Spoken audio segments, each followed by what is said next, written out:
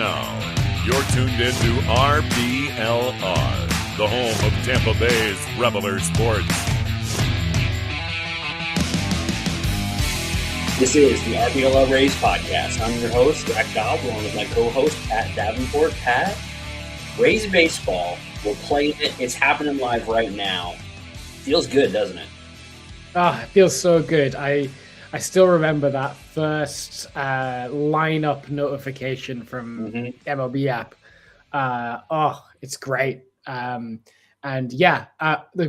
some pros and there's some cons to spring training. But one of the pros for me is it's always on at 1 p.m. Eastern time, which means it's on at like 6 p.m. my time, which is a lovely time to watch a baseball game. I could get used to that. But yeah, it's great to just have some baseball on, to hear just the sounds and the sights of baseball, and to see our Rays play, both new and old faces. It's great. And some guys looking in the best shape of their life, some just saying that because that's what you have to say. Do you think if we didn't do the off season, like if we didn't pod over the off season and we got 6 months to go work on it, do you reckon we could like make our voices get into the best shape of their life? I think we could definitely do that for about 3 to 4 weeks, and then you'd be like, "Wait a minute, I've heard these guys before. This is exactly what I expected previously." Yeah. I mean, I don't even know. Would we have to start like singing pod, a musical pod? I think that would be the lowest rated pod of all time because I am a terrible singer. Me too. We give it a shot if that's what the people want. If the people want a musical pod, we'll do it. Let us know if you're joining us and you just love the idea of a musical pod. Let us know in the comments on YouTube. And while you're over there telling us that you want to hear us sing, which I don't know why you would do that, but if you were doing that, drop a subscribe. It means a lot to us if you could. If you're joining us for the first time, thank you for being here. We're here to talk Rays baseball. We're here to talk spring training. We're here to talk bullpen preview. A lot to get to today, so thank you all for joining us. We're going to jump right into it. Pat, what has been the thing you have been the most surprised by so far in spring training? Most surprised by is a good thing. I think for me, I feel like the sample sizes are still quite small, so you can still look at some really like eye-popping numbers. And perhaps for me, it might be Johnny DeLuca hitting 400 with a home run, 5 RBIs. He leads the team in RBIs. He's crushing the ball right now. They don't do WRC plus for spring, but he would probably be leading the team, him and Yandy Diaz. And that's, we've not really seen much of Johnny DeLuca over the past year or so. He was in my head, at least, last time I remember him, being kind of a glove-first, light-hitting, speedy outfielder that played center field really well. But I didn't know he had this kind of sauce in his bat. I mean, it's spring training, the results itself don't matter, but he's been having some good at-bats, been making some really healthy contact with the baseball. Really promising stuff from a guy that we weren't expecting a ton of offense out of, but if he can bring that to the team, that makes the outfield situation feel a whole lot better. Yeah, I completely agree. He is a guy, we talked about it when we were, and we're going to talk about it more when we do the sort of the outfield preview and break down those positions. And we talked about it during all off season long. He is a guy that is a big part of the success of this outfield. If he can find a way to stay healthy, if he can find a way to be out there for long periods of time, because we know what he's elite at. And we've got little glimpses of his bat over the time he's been with us. If he can do even like, again, it's spring training sample sizes. If he can even do a small version, like if he can do 70 to 80% of what he's done so far, we are in very good shape with our center field. Yeah, and we'll obviously talk about this more when we do the outfield preview, but I actually think like it's even more encouraging knowing, to me at least, he was the kind of only outfielder that I feel was like locked in to the lineup going into opening day. I think the rest of the spots are really up for grabs. I think there's a lot of battles, but I think assuming health, he was the only guy coming into this spring training with a guaranteed job in the outfield. Yeah. Yeah, and I think that the fact that we can look at what his, again, very small sample size, but I cannot help but be ecstatic about the idea of, obviously he's hitting to an 800 slug right now. This is a tiny sample size and not what he's going to hit to over the course of the season. If we can get 400 slug out of him during the regular season, if he can be a 750 OPS guy, we are cooking. We got something here because he's playing elite defense out there. If that's the kind of stuff, that is what Kevin Kiermaier did for us. He had some moments where he was even better than that. But if he can do that and just be like maybe a little worse than KK was during his best years, that's a game changer out there in the outfield. So, yeah, I cannot be happy enough with what he's done so far. Yeah, and like I said, everything we say is caveated with small sample size in spring training. I mean, do you remember the spring training campaign Curtis Mead had last year? I was just going to say it. Yep, I do. There will never be another spring training Curtis Mead. Yeah, he was, he had all the sliders up. He was Barry Bonds for a minute. It's a shame that couldn't translate into games that mattered. But Curtis Mead, the streets will never forget your 2025 spring training. They will not. What about you? Was there any kind of players that were who's the biggest kind of standout guy that you went, oh? I don't want to, most surprising. I don't want to be a Debbie Downer and be a negative Nancy, but I have to tell you, I have been surprised with the defensive play of Ben Williamson. We've seen a couple web gems at third. Yeah, specifically, we saw a very nice play he made early on in spring training. I just feel like the advertisement was he's going to be like Cabby 2.0. Like that was kind of what we thought he might be. And Cabby's a better defender than we've seen from Ben Williamson so far. And again, huge caveats. Maybe he's just loosening up the hamstrings a little bit and needs to lock in and loosening up the shoulder. And we'll give him that. But if this is the kind of play that we're going to get from him during the regular season defensively, I feel like we're going to be seeing a lot of Taylor Walls at shortstop if Carson is not up day one. Yeah. It's not been encouraging, especially because he's supposed to be the backup shortstop to either Walls or Williams. Yeah. And there's not many other options if it's not him. Well, that's the thing. That's the thing.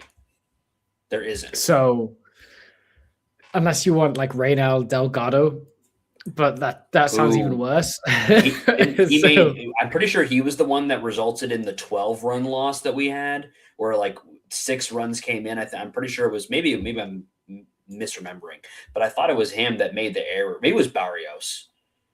It might have been Gregory Barrios. I think it might have been Barrios. But there's just not a lot of options. Yeah, we're a bit thin in that position. We need Williamson to step it up a little bit. I don't mind him being a light hitter if he's just going to be a utility defense infielder. Yeah. You gotta get the reps in. Hopefully he'll get enough reps to kind of just get the muscle memory back because he was brilliant for the Mariners last year. So hopefully he's just a bit rusty and just needs to shake off those spring cobwebs. Not great. I think there's a few pitches that have really impressed me as well. Mm-hmm. Griffin Jacks has been blowing away hitters. Mm-hmm. Jesse Scholtens.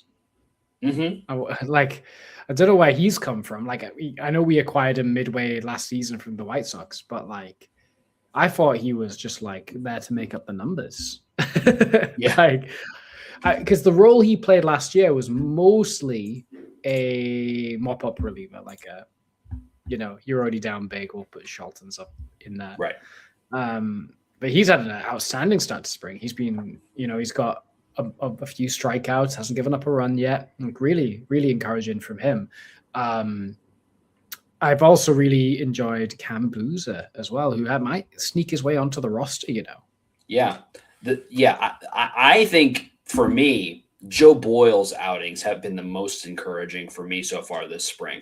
Obviously, he's pitched 3 2/3 innings, still does have 2 walks, but I feel like watching him pitch, the walks that he had, I feel like one of them was he just lost the zone for a batter completely and then got it back. And I feel like in general, I feel like he's been in and around the zone more. And like that's what we need to see from him. And when he is doing that, you get the results that he's had so far. He did give up 3 runs, but they were not earned. And he's looked good so far. And so if he can find a way to do that and stay around the strike zone, he starts to immediately affect the major league roster, either as a reliever or as a starter, which interesting sort of side note there. One of his outings, he's had 2 outings. One was a game started and the other one was not. So that's also I'm also sort of watching that too. Because it seems like the Rays like to, if they can, let their starters start the games and not put them in bullpen roles. So I'm going to say it's not nothing that he has at least come in out of the bullpen at least once. And I'm interested to see if that's something we see more of throughout spring training.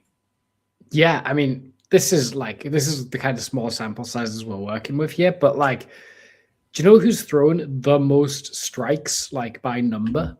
Of any player on the Rays this camp? I don't know. It's Joe Boyle. Okay. See? He's thrown 51 strikes, which is more than any player. And he hasn't thrown the most innings either. Not. So Rasmussen, he's thrown less strikes than Drews Rasmussen. I mean, more strikes than Rasmussen, more strikes than Jax, more strikes than Ian Seymour. He's thrown about a 69% strike percentage. Yeah. Which is pretty good. That's an improvement for him. If he can get above 70%, which I guess will set as this target for him, if his strike percentage is 70%, then that's all you need with his stuff, right? Let the stuff do the rest. So it's a really interesting conundrum, isn't it? Because it's hard to tell what to do with Boyle, whether he should start or relieve. What's your instinct telling you? I feel like you cannot give up on the potential of what he could be as a starter this early in his career.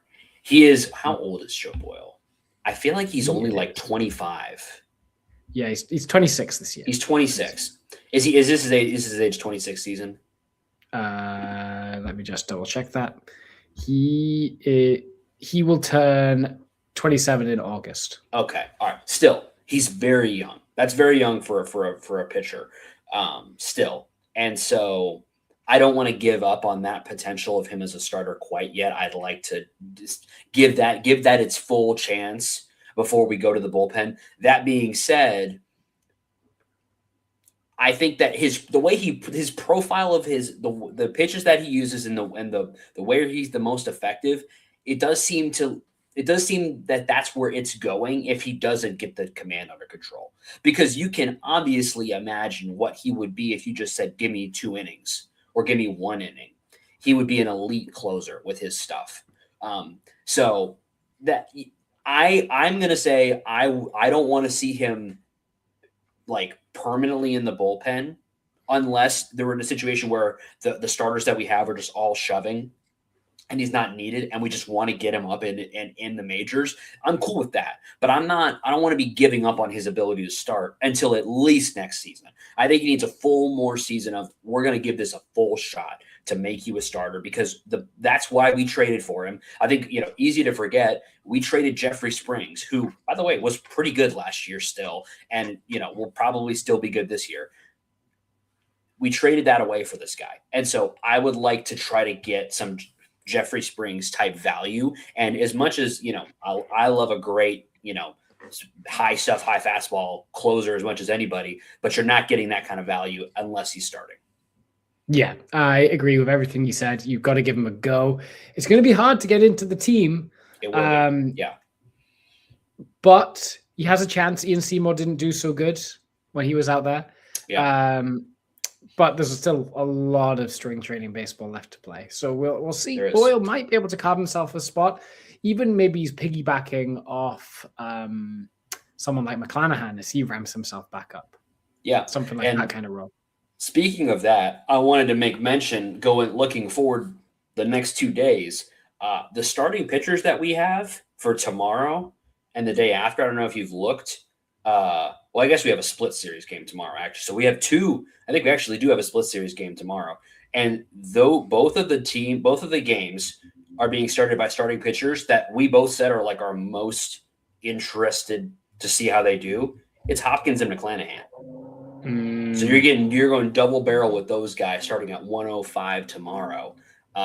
Very interested to see how that goes. A lot of eyes are going to be on both of those guys. I think it'll be hard. I feel bad for Brody. I kind of wish he was getting a solo spot to make his debut a little bit. But it's going to be hard not to keep our eyes off McClanahan. Yeah, and then it's going to be really hard to keep our eyes off that. Do you know if McClanahan's starting the Phillies game or the Twins game? He is starting. I think Brody Hopkins already pitched, so just excuse my ignorance on that one. I believe that McClanahan is pitching in the Phillies game. Okay, that's going to be on Rays Radio, so you can have a listen along to that. Yeah. Unfortunately, I don't think it's televised, which is a crime. Which is a massive bummer. Although I am certain we will receive copious amounts of video from the various insiders that are out there. Whether they be work for the team or not. We'll see some video. We'll see some video on that. Very interesting week of spring training baseball so far. Again, as we say this every year, we're not really looking so much at results. We're looking at tendencies. We're looking at some feel, and we're looking at the things that are controllables, right? We're talking about plate discipline. We're talking about defense. We're talking about base running, and we're talking about how we are putting pitches in the strike zone. That's the kind of things we are looking at in spring training. But all that being said, still very interesting couple of games and a lot to watch this week. Yeah, including a game against the Netherlands, yes. Which is an interesting one. I'm going to have a quick search on the Netherlands squad. I think there was somebody. Xander Bogaerts has got to be there. Yeah, Xander Bogaerts is there. There's somebody else I feel like that was of significant note that was there last. So, in terms of pitching, they got Kenley Jansen on the pitching staff. That's who it was. It's Kenley Jansen. Yes. They've got Kevin Kelly, but not that Kevin Kelly. Different Kelly. A different Kelly. In terms of the infield, they've got a pretty fun infield. They've got Ozzy Albies, Xander Bogaerts, Didi Gregorius, and Shalon Scope. Which is he related to Jonathan Scope from back? Did you say Didi Gregorius? He's still kicking around. Didi Gregorius still going. Yeah. Oh my goodness. Oh my. Oh my. So yeah, and then in the outfield they got Jurickson Profar. Okay. Ceden Rafaela. Okay. And managed by Andrew Jones. Those are all like real actual baseball players out there. They're all playing for the Netherlands. Like, okay. I think it's better than GB's roster. Well, although GB do have Gary Gill-Hill. Yes, who we are excited to see that. We are Gary Gill-Hill supporters. I have seen him live. He's one of the few prospects that he was on the Hot Rods and he came by a couple of, I think it was last year. He came by and I got to see him pitch live. Go Gary Gill-Hill. We've also got Jazz Chisholm on the GB roster. And former Rays prospect Lucius Fox. Oh, really? Yeah, Lucius Fox. Incredible name. If you remember Lucius Fox, you've been here too long. You've been here. Lucius Fox. Oh man. Yeah. He was Basabe before Basabe. Yes, he was the Basabe before Basabe. Yeah, 100% that. So yeah, if you want to watch the Rays take on the Netherlands, that's a kind of fun matchup as well. That's on Wednesday. I'm trying to think if there's any plot lines to kind of watch apart from just see how Shane is doing. Has he got his stuff? I feel like it's going to be hard to think about anything else. And I feel like that if I was going to predict what's the one thing we will talk about next week, like 100% for sure, that's probably going to be it, regardless one way or the other. We're either going to be like throwing a party and popping off streamers on camera, or we're going to be like turbo depressed one way or the other. Yeah. And in terms of injuries, we seem to be doing okay. Manny Rodriguez, we talked about him last week. He's doing okay on his rehab. Steven Wilson is hurt. Yeah. A back issue. He was kind of a guy that was like maybe to look to sneaker kind of swingman role. But alas, he is hurt. Unlikely he's going to break camp with the team now. Useda hasn't pitched yet, I don't think. They are claiming he's okay, though, and that he will resume throwing this week sometime. Yeah. So they also Chandler's fine. I feel like Chandler's fine. I talked for a long time about Chandler last week, and he's fine. He's literally fine. So currently no bad injury news. Josh Lowe's oblique in Angels camp is bothering him again. Brutal.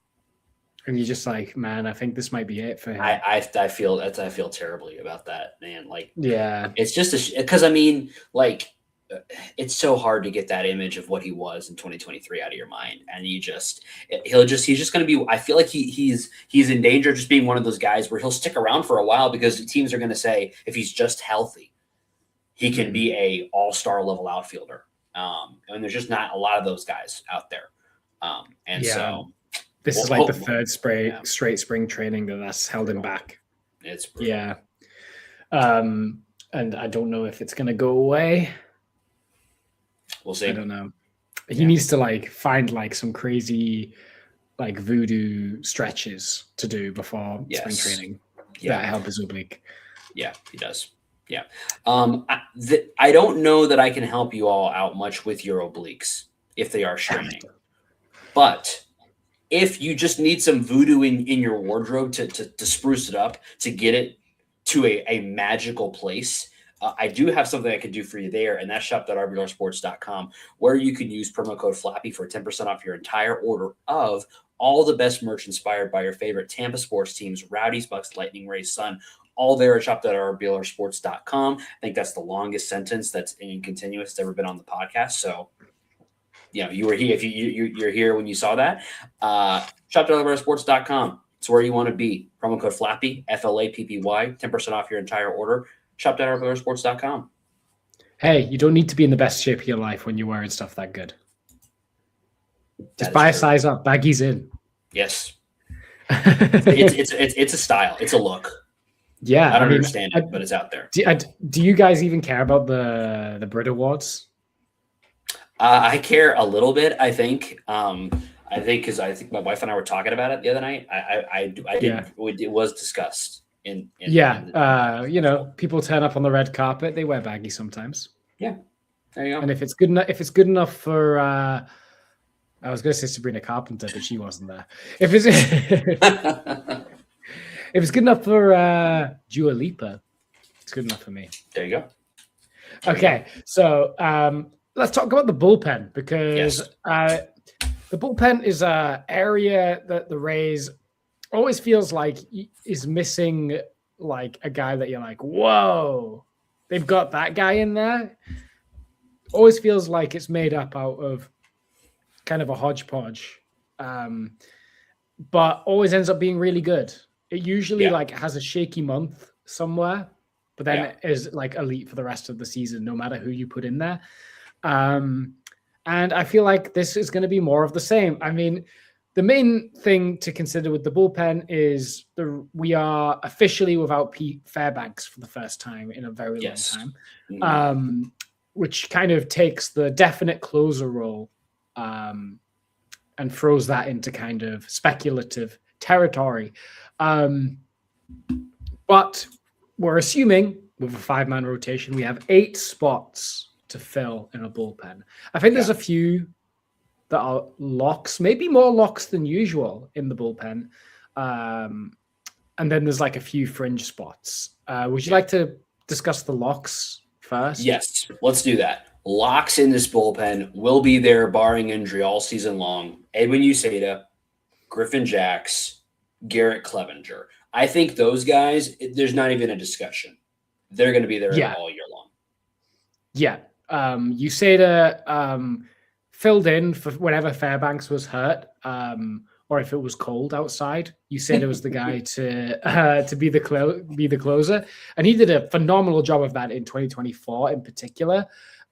He was kind of the breakout reliever of the season in 2024.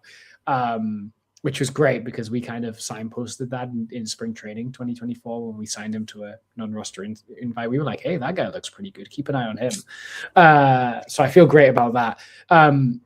He's known for having like a really good fastball, has the nice changeup as well. Yes. Last year, he had a bit of a shaky and rough first half, but then was absolutely outstanding in the second half.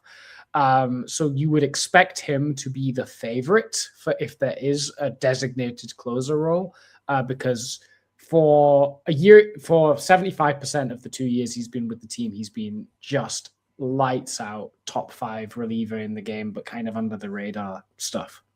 Yeah.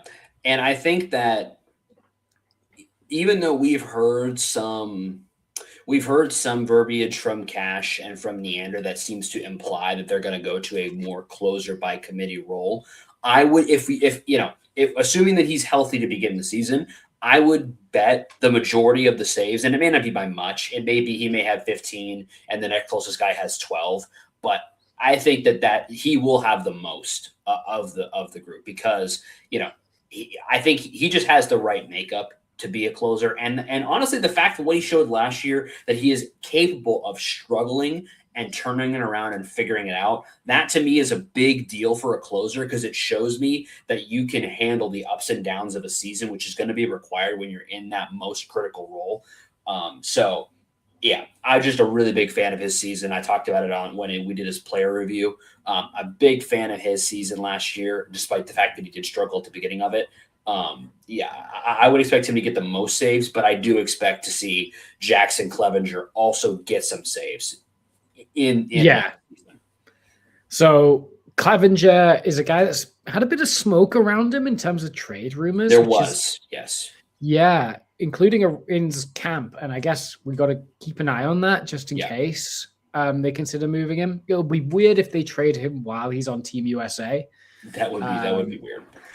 Because he and Jax are both on Team USA, right? They are, yes. Yeah. So our other two guys are, you say they're staying home, by the way, because he had that weird, he's got a bit of a dodgy shoulder, so hasn't pitched in camp yet, so they're going to keep him with the team. Yeah. But Jackson Clevenger off with Team USA. Clevenger first, because he again is one of the better kept secrets in terms of relief in baseball, one of the better relievers, lefty relievers, especially in the game. High octane fastball, has a weird kind of unorthodox kind of delivery. Mm-hmm. But yeah, has been lights out. Really good at getting ground balls as well. Really, really good pitcher. Gives you a really different and unique look. Has never really had the run of being the closer, has had like a couple of save opportunities, but like mostly has been a 7/8 inning guy. Yeah. And it's likely to be that again this year, might get the occasional save opportunity. But yeah, again, a nice like hidden gem that will quietly do a job for you. He is very much the Jason Adam, the Andrew Kittredge archetype, where your first sign of real trouble, if you have an inning in there where you're facing 1 through 3 or 2 through 4, he's the guy you're going to put out there. Mm-hmm. Yeah, and he's brilliant. Yes. And I think, and you wouldn't be surprised with him being in demand in the way he is.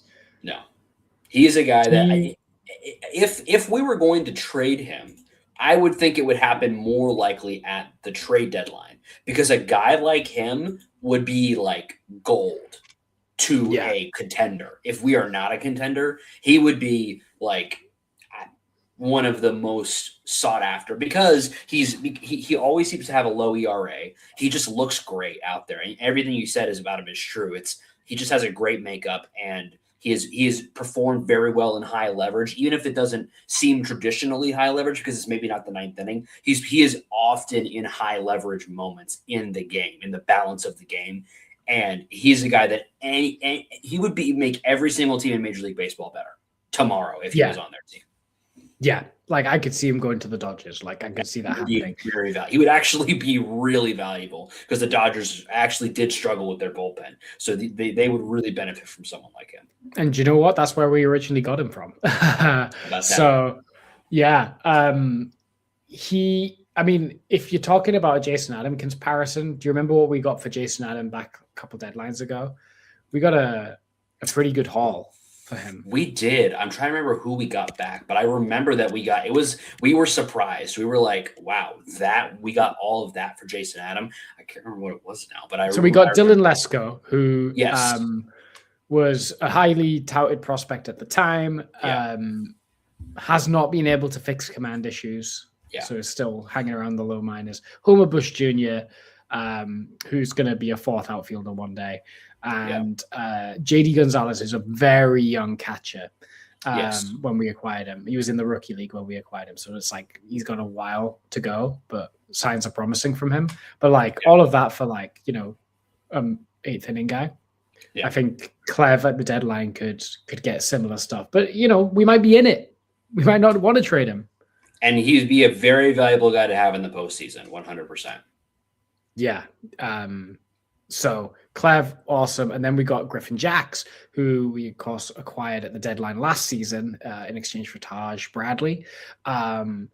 Jax has also been very, very strong with the Twins. And with the Rays, it was a bit up and down. You saw some good outings, some, not so good outings. But do you know what always was there? His insane stuff. Yes. I love Griffin Jax because his fastball, and he has a good fastball, by the way. He throws it 96, 97. That's his off-speed pitch. Yeah. That's what he does to throw off your timing, because he's a very heavy breaking ball usage guy, uses sweepers, slider, curveball, throws a million breaking balls. And then when he wants to throw you off, he'll just throw a 97 in there to, love him. I think, the ceiling is so high with him. Again, he's going to Team USA, so it's clear that he's an elite reliever. Was probably a top 5 closer in baseball the past couple of years with the Twins. Outstanding. And what a 3-headed demon you could summon for the late innings of Jax, Clevenger, and Uceda. Yeah. So really excited for those guys. Those guys are all locked into the bullpen all season long. And then when you look to kind of the next level, the one step down from those guys, it's an interesting group of folks. It is the Brian Bakers of the world. It is the Mason Englerts of the world. It is the now healthy Hunter Biggie. It's a very interesting group in that kind of next tier below. Yeah, I think Baker, he's on the team. I agree. Yeah. He got off to a really rough start when he came to the Rays from the Orioles. Yeah. For free, by the way, because we traded a draft pick for him. The Orioles gave back for Shane Baz. So we got him for free from the Orioles. And he was doing well for the Orioles. Came over here, had some awful luck, really. But in the second half, he was sneaky really good. Yeah. Really quietly good. If I can get his splits by month up, I'm gonna break it down. Yeah, July when he came over, a 12.46 ERA. Not great. But then in August, a 1.50 ERA. Yeah. Yeah. So he in September, October, it was kind of okay. But the key thing is he peppers the strike zone and is good at inducing soft contact. That's kind of his big thing. Yeah, and he's been good so far in spring. He's shown out very well. So again, I think beyond those top 3, I think Baker does have a spot on the roster, but it's because I don't think there's a whole lot of locks necessarily. But, and we'll talk about it as we're kind of talking about these guys. While there's not necessarily locks, I don't think that is for lack of talent or pitchability of the guys we are discussing. I don't just because I don't know for sure who all is going to be up here is less to do with, I think these guys are bad, and more to do with a lot of these guys have options. And I think they will mix and match as they feel like they need to. Engler and Biggie both have options. And then, of course, you've got Kevin Kelly sitting down, currently projected off the opening day roster. He's also still got options, so he's a guy to be considered. Like you mentioned Boozer, he's got options. There's just a lot of There's a lot of interesting decisions to be made there throughout the season. And I think these are all interesting names. And we haven't even talked about the guys like, Joe Boyle, Steven Matz, who could potentially be pitching in the bullpen, if certain things go certain ways. So lots of guys that I think can do it. At the moment, I think Baker, Clevenger, Jackson, Uceda are the only 100% locks to be on the roster most of the season. Yeah, I agree. So we got 4 spots locked, 4 spots kind of up for grabs. Yeah. Englert is an interesting one, isn't he? Because he was sometimes good. Yeah, he was good for the most part, I would say, overall. But he's not going to blow you away. You're not gonna watch him and be like, this is the greatest pitcher I've ever seen. But he's also he's just consistently good. He's not, I don't know that he's ever great per se to where he's blowing dudes away, but he can pitch multiple innings. He gets guys out. The under the hood numbers for him look better than you might think. I don't know. He just kind of figures out a way to go out there and get outs. Yeah, I think he's on the team next year. I think he was good enough last year. He proved he could do the job by doing the job. To pitch the 6th inning. Yeah.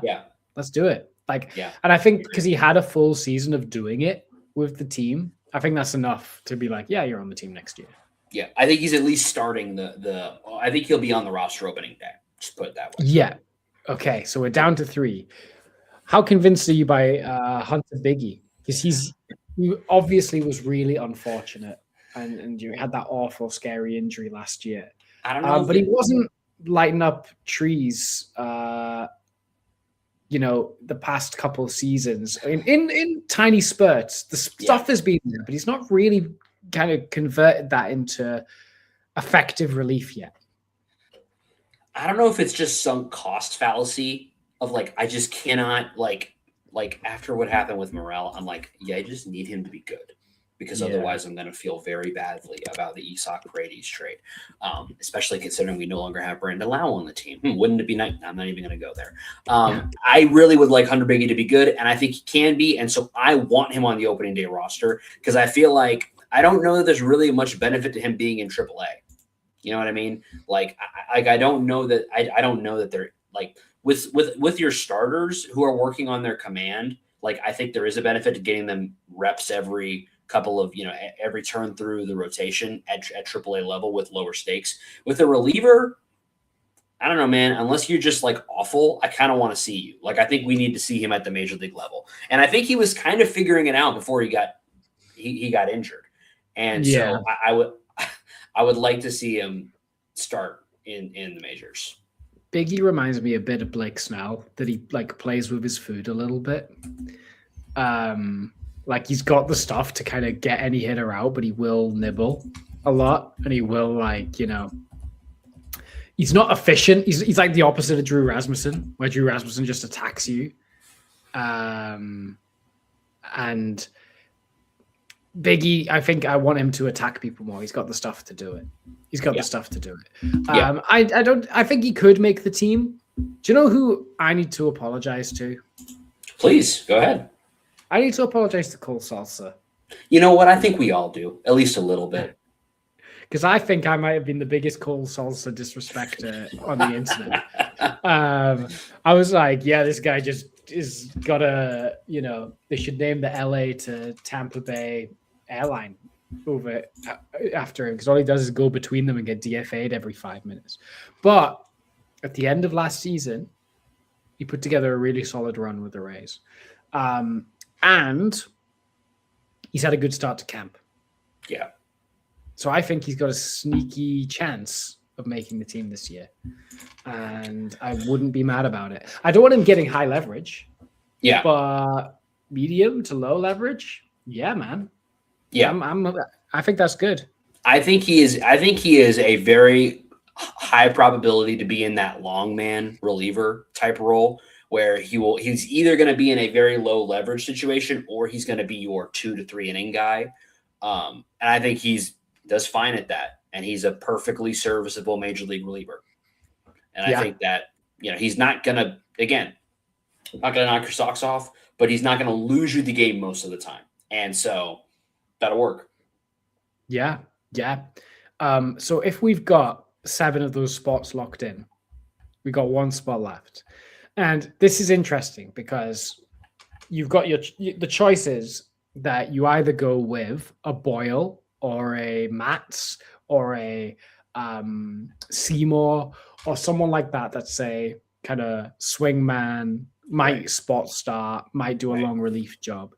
Or you go for another reliever and you say Cole Sulser is going to be a multi-inning guy. Like he'll do a turn through the lineup. And your other reliever options are Yoendrys Gomez, who we got from the White Sox. And then you've got the likes of the non-roster invites. Like Cambuza, like who's done very well so far. Like Luis Guerrero, who we got from the Red Sox. He's been very bad so far. Your Joe Rocks could be in the mix for that. He will not win that battle.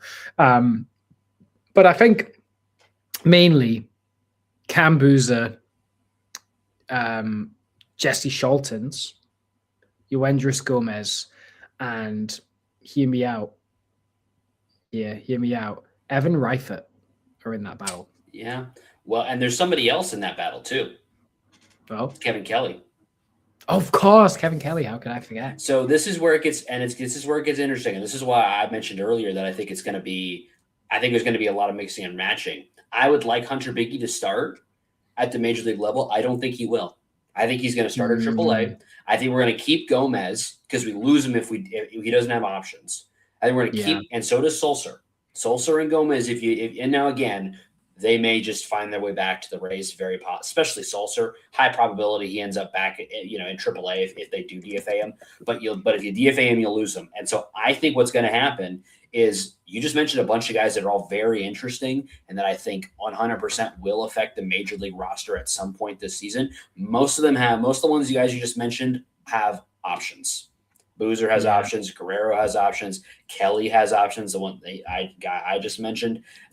So I think what's going to end up happening is we're going to see Seymour being your additional swingman guy because they're going to keep him there while they're still trying to figure out what they're doing with McClanahan as he's coming back, and Mats is going to start in the rotation. Again, it's not necessarily what I would want to happen. This is what I think is going to happen. And you will see the bullpen we just mentioned of Uceta, Jax, Clevenger, Baker, Englert, Sulser, Gomez be the bullpen, and then you'll have Seymour, and he may pitch some bullpen type innings, but he's mainly going to be there as your guy to go in there if McClanahan can only go 3 type guy. Yeah, I get what you're saying. I still wonder. I could see Biggie not making the team. I could see a world where that happens. Yeah. I want Cambuza on the team because we only have one lefty. And that is very fair. Yeah. And I think, we've managed to get a couple of lefties back into the rotation because that was pretty crazily right-handed. But now I think our entire rotation was right-handed last year. But now we've got Mats and McClanahan. I would like Boozer in just as an additional lefty, just to give you that different look. He also throws very different stuff to everyone else. He's a kind of slow pitcher. But yeah, I could see the Gomez argument. I could see the Sulser argument. I don't know what to do with Ian Seymour. I guess the reset button works, like reset button pitcher works. But would you want him to be getting starts so he's ready to start when he comes up? I don't know. I feel like at this point in his career, like he knows how to start. He is younger in general. But would you want to keep him in like rhythm, if you know what I mean? Yes, but I also I guess I think it's gonna depend a lot on how McClanahan looks, and he's also a lefty as well. So that also feeds into what you just, because I agree with you.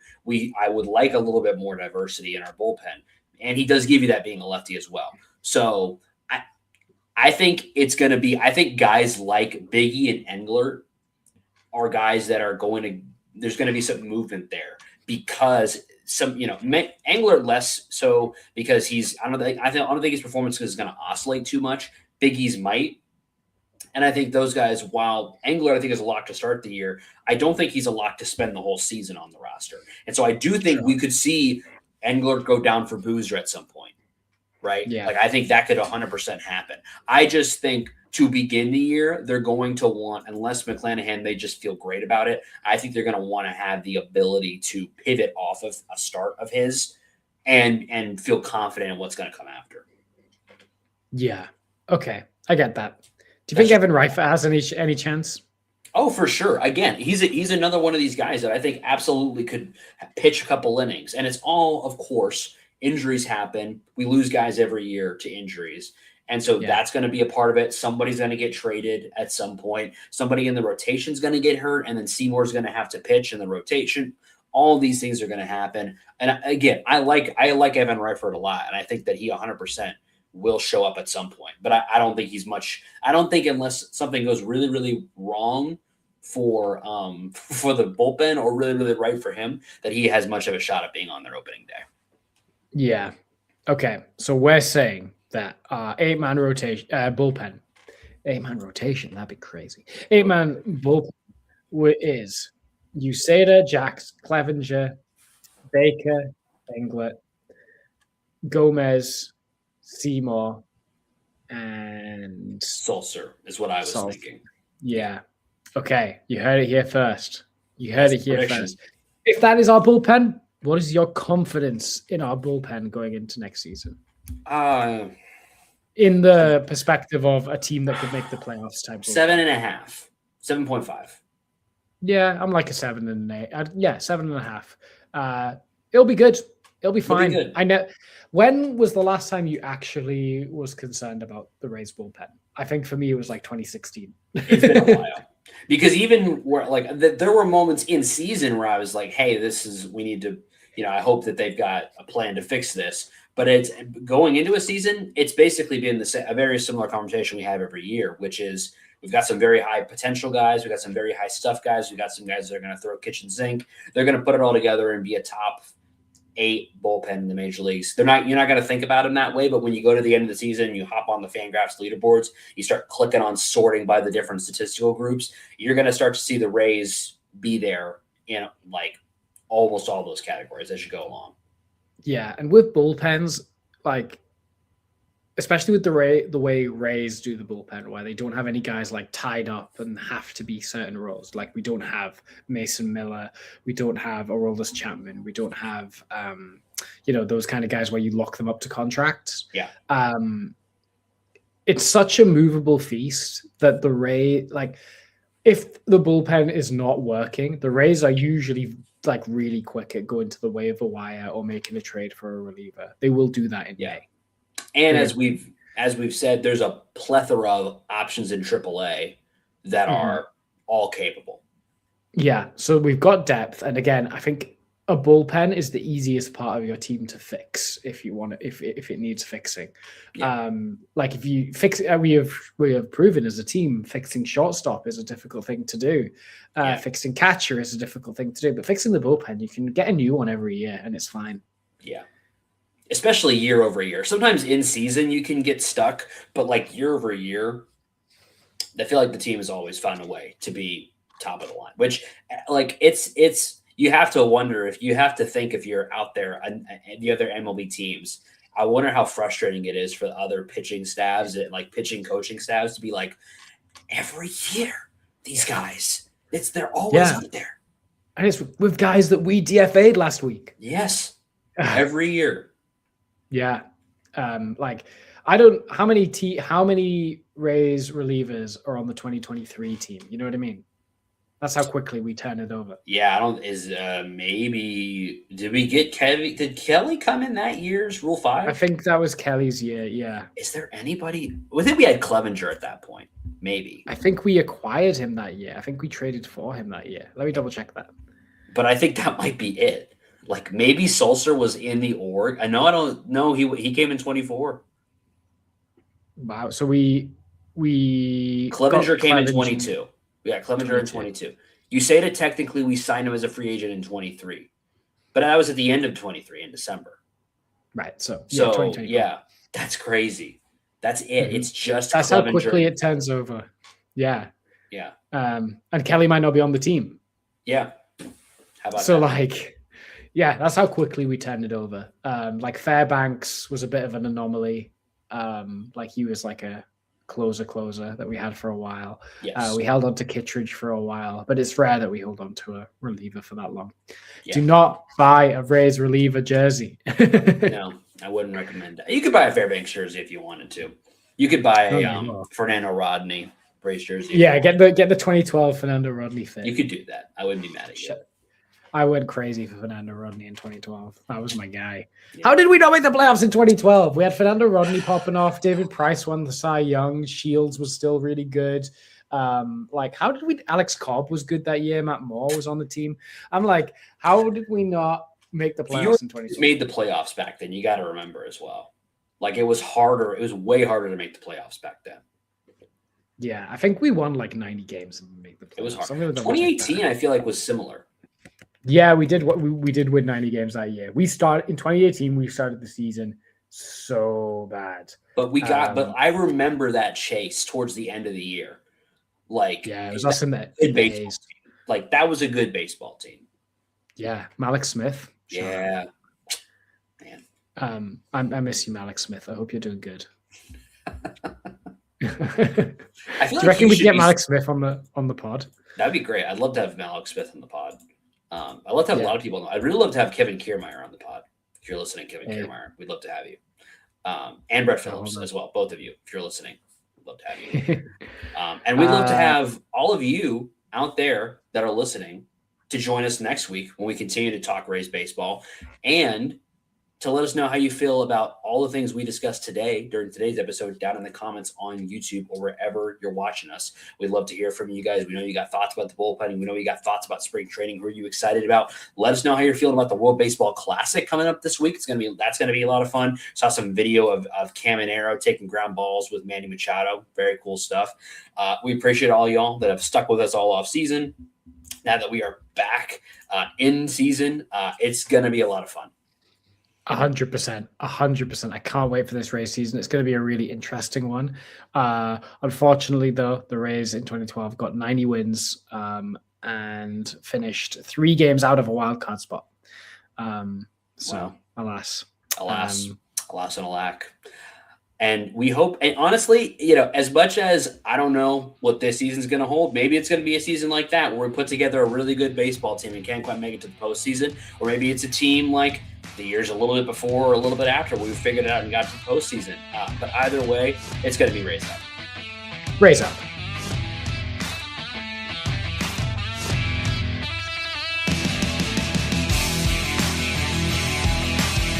Thank you for tuning into this presentation by RBLR Sports. On your way out of the stadium, please remember to like and subscribe.